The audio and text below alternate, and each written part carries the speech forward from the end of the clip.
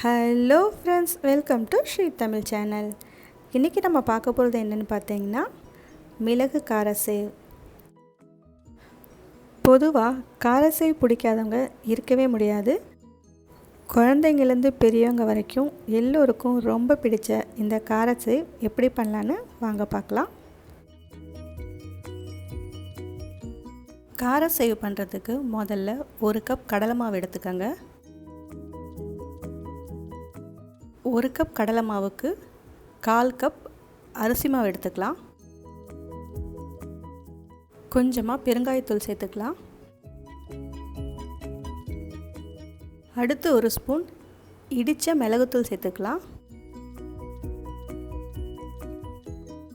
அப்புறம் கொஞ்சமாக மஞ்சத்தூள் சேர்த்துக்கோங்க. அடுத்து 1 ஸ்பூன் சீரகம் சேர்த்துக்கோங்க. சீரகத்துக்கு பதிலாக ஓமம் கூட சேர்த்துக்கலாம். அப்புறமா ஒரு 1/2 ஸ்பூன் மிளகாய்த்தூள் சேர்த்துக்கோங்க. அடுத்து ரூம் டெம்பரேச்சரில் இருக்கிற பட்டர் 1 டேபிள் ஸ்பூன் சேர்த்துக்கோங்க. பட்டருக்கு பதிலாக நெய் கூட சேர்த்துக்கலாம். உங்களுக்கு பூண்டு வாசனை பிடிக்கும்னா ஒரு 2 பல் பூண்டை மையை இடித்து சேர்த்துக்கலாம். அடுத்து தேவையான அளவு உப்பு சேர்த்துக்கோங்க. இப்போ இது எல்லாத்தையும் ஒரு முறை நல்லா கலந்து விட்டுக்கோங்க. அடுத்து கொஞ்சம் கொஞ்சமாக தண்ணி சேர்த்து சப்பாத்தி மாவை விட கொஞ்சம் இலகலாக பிசைஞ்சிக்கலாம்.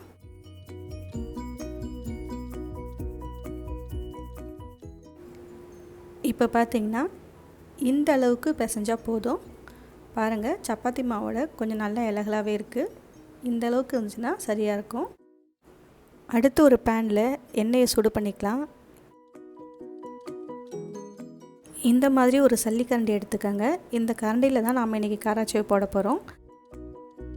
மாவை கொஞ்சமாக எடுத்து இந்த கரண்டி மேலே வச்சு அழுத்தி தேய்ச்சிங்கன்னா இந்த மாதிரி சின்ன சின்னதாக நமக்கு எண்ணெயில் விழும்.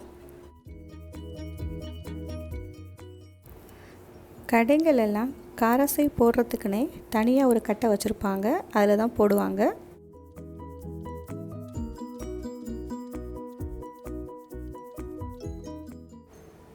மாவை பொறுமையாக அழுத்தி தேய்ச்சிங்கன்னா கடையில் கிடைக்கிற காராச்சேவ் மாதிரியே நமக்கு கிடைக்கும்.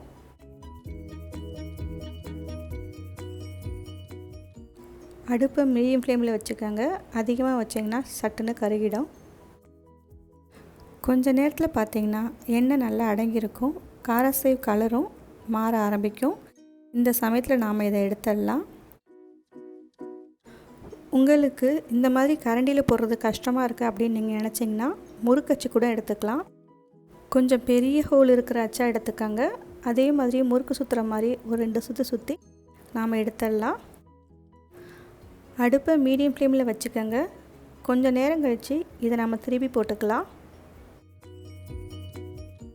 கொஞ்ச நேரத்தில் எண்ணெய் நல்லா அடங்கிடும். இப்போ நம்ம இதை எடுத்துடலாம். கொஞ்சம் ஆறுனதுக்கப்புறம் இதை உடச்சி எடுத்து வச்சுக்கலாம். அவ்வளவுதான், நமக்கு காரசேவ் ரெடி ஆகிடுச்சு.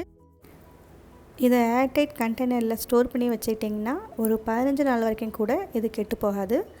ஓகே ஃப்ரெண்ட்ஸ், இந்த ரெசிபி நீங்கள் வீட்டில் ட்ரை பண்ணி பார்த்துட்டு எப்படி இருக்குன்னு சொல்லுங்கள். இந்த ரெசிபி உங்களுக்கு பிடிச்சிருந்தா லைக் பண்ணுங்கள், ஷேர் பண்ணுங்கள். ஸ்ரீ தமிழ் சேனலுக்கு சப்ஸ்கிரைப் பண்ணுங்கள். தேங்க்ஸ் ஃபார் வாட்சிங்.